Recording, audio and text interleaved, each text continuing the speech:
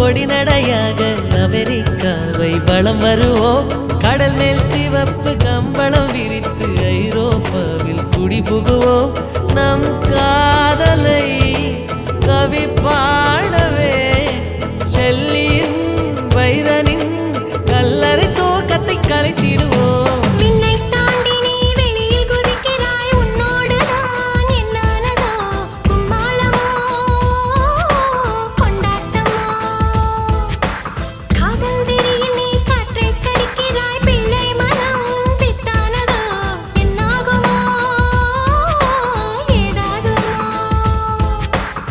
வாடை காற்றுக்கு வயசாச்சு, வாழும் பூமிக்கு வயசாச்சு.